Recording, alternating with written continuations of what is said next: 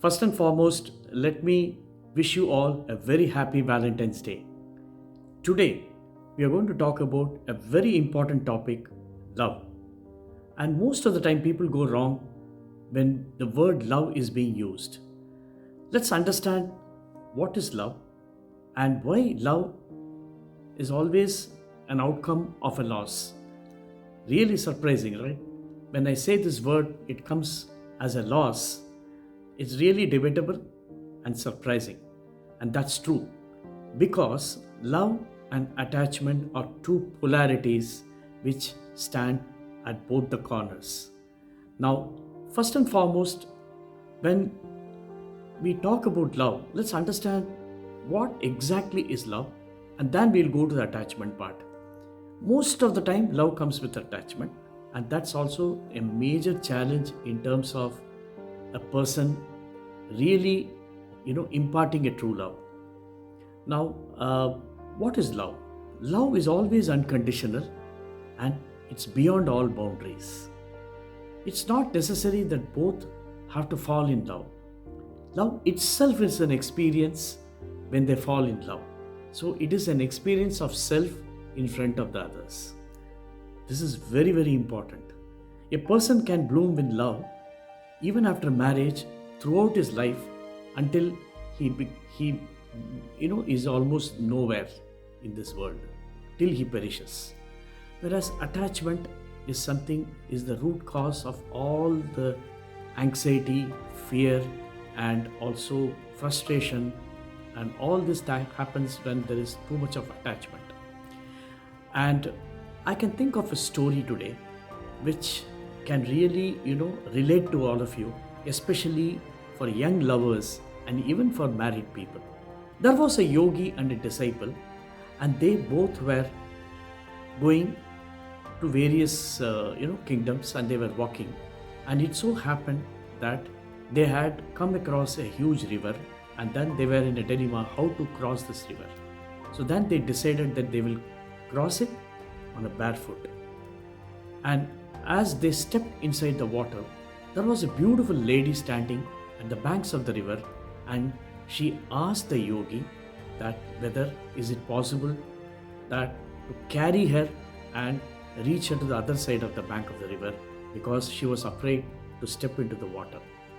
Both this yogi and disciple were very loving and caring in terms of humanity, and they really have a lot of wisdom. The moment the lady said to carry her, the guru became very angry and he said, "Don't you see that I am a yogi? How dare you ask me to touch you?" In the meanwhile, the disciple immediately lifted her and started walking on the river. When he started walking on the river, that guru was very furious that what disciple is doing. And as they reached the other side of the bank, the disciple immediately left her and started walking. The guru got very annoyed and frustrated and said that how the hell you can lift? You don't know that you are a yogi and you're not supposed to touch. And all along, while they were walking till the ashram, he was constantly taking lot of anger, and he was showing lot of anger to the disciple, saying that how the hell you can walk like, how the hell you can lift up. So in the process, he went and told all the other disciples that this is not acceptable, and he was also narrating the story what happened. And this made the disciple to step in and answer back. He said, "I have already detached myself, and the moment I left her in that bag, why are you still holding on to it? I am supposed to carry her because she was in need. So I am at her service with compassion. So I lifted her, I left her in the bank, and I have no connection with her." That's a wisdom.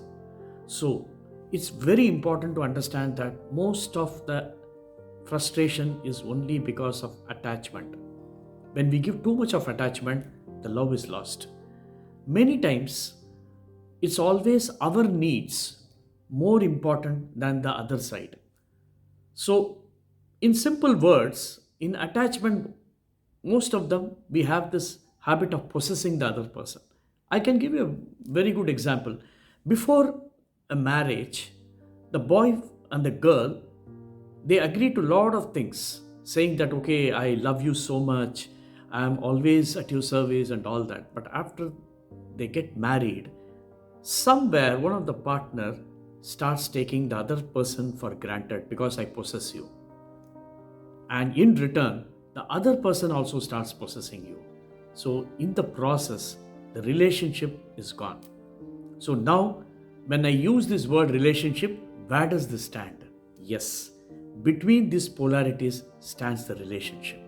So love is one side of it, and attachment is the other side of it, and the relationship is very, very critical. Most of the time, the attachment is so much that we start losing the immense amount of hard work which a person has to do in managing relationships. So it's very, very important that for a person to be in love, it has to be unconditional. At times, if the other partner would like to move on, it's always very important to accept it and allow that, however painful it may be. I am sure it will be very painful, and at times it's so much disturbing in your mind. But if it is a true love, you need to understand their boundaries, their life, and allow them to go in their journey. So it's not wrong if a love is one sided. We always feel, one sided love is something wrong. There are many cases I can think of where you can say it's one sided. But one sided love is so deep that the love always remains, and a part has been kept in the heart for love, which is never negated. Love without attachment is beautiful, but love with attachment also leads to pride, ego, and selfishness.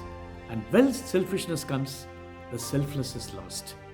So I would definitely like all of you to give unconditional love to this world rather than attaching and constantly trying to possess the other person. Love, I am always at your service. Attachment, you are mine. You are mine. That word is constantly running in your mind. Thank you so much.